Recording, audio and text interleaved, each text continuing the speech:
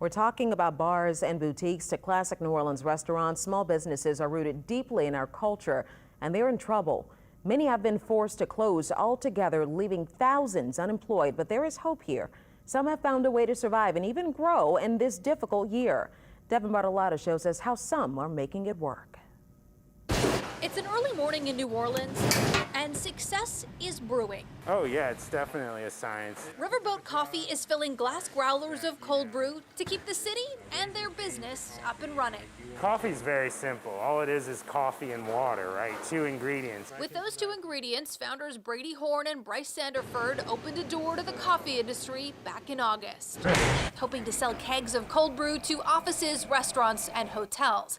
Sanderford, though, tells a familiar story. The business was growing, we were adding accounts, and then of course the pandemic happened and our business just ground to a complete halt. Opportunity Insights, powered by Harvard, reports that nearly half of the small businesses in New Orleans open in January are now closed. At its lowest point in November, 75% of leisure and hospitality businesses in New Orleans were closed.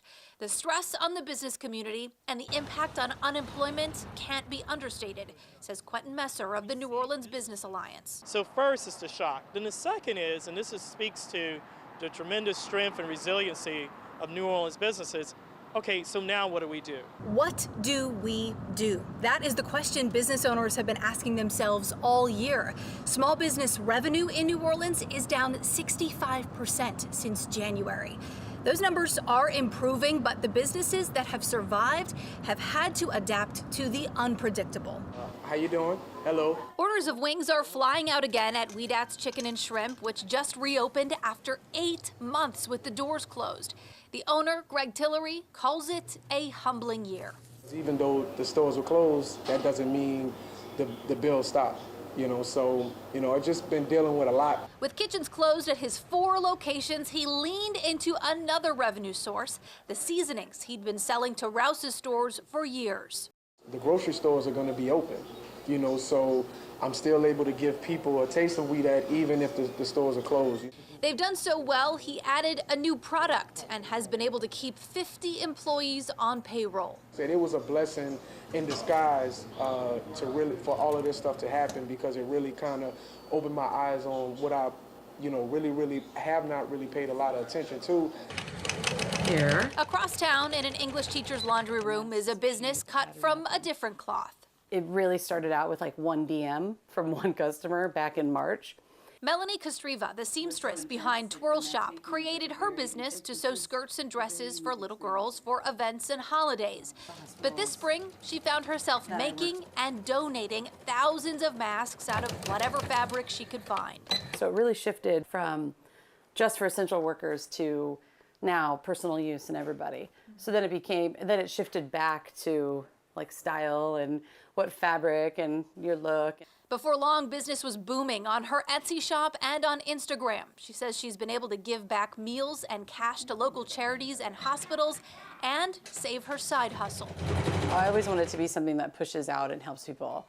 And in small ways, this shop has been able to pivot and do that. The pivot for Riverboat meant modernizing the milkman.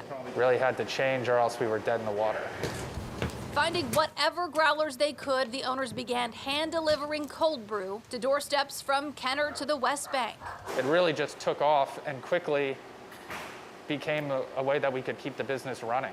Not just running, but growing. They hired a delivery driver and now offer a subscription service. Bags of coffee and keg orders are picking up again. There is hope that we won't be decimated, because we do have businesses that have figured out how to grow, how to adjust, and create new revenue streams. The resilience is real, and while that is nothing new to New Orleans, there's hope that with every local purchase, the job security of our neighbors, friends, and relatives improves. That's New Orleans. New Orleans supports each other. In New Orleans, Devin Bartolotta, Eyewitness News. And the biggest way we can all help save struggling businesses in New Orleans is to shop small, buy gift cards, or eat at local restaurants rather than chains, and purchase your holiday gift cards from independent shops rather than big box stores or online. Shopping early and locally makes a huge difference here on Small Business Saturday. It's this weekend.